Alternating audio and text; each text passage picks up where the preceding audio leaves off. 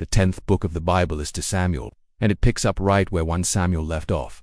After the death of King Saul, the focus now shifts fully to David, Israel's greatest king, and his reign over the United Kingdom. The book begins with David hearing the news of Saul's death. Instead of celebrating, David mourns deeply for Saul and Jonathan, showing respect for the fallen king and love for his closest friend. Soon after, David is anointed king over Judah, the southern tribe, while Saul's son Ishbosheth becomes king over the northern tribes.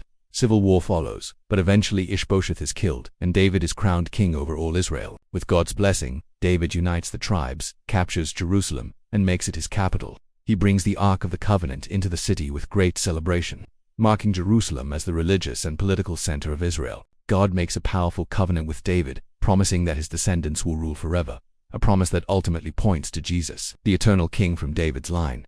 David's reign is marked by great victories. He defeats the Philistines, Moabites, Edomites, and other enemies, expanding Israel's territory and securing peace. His leadership is strong, and his faith in God inspires the nation.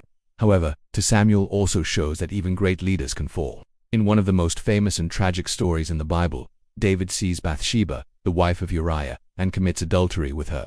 When she becomes pregnant, David tries to cover it up and eventually arranges for Uriah to be killed in battle. The prophet Nathan confronts David with a parable that reveals his sin, and David is deeply convicted, repents, but the consequences are severe. Conflict and tragedy will plague his family from that point on. The second half of the book is filled with turmoil. David's own son Absalom rebels against him, forcing David to flee Jerusalem. Absalom wins the hearts of many Israelites but is eventually defeated and killed, leaving David heartbroken.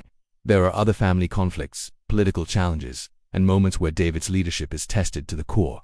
Yet, through it all, David continues to seek God, write psalms, and lead with humility after his failures. The book closes with accounts of David's final battles, a list of his mighty warriors, and a song of praise to God for his faithfulness. The key themes of 2 Samuel are God's covenant promises, the importance of repentance, and the reality that sin has consequences even for God's chosen leaders.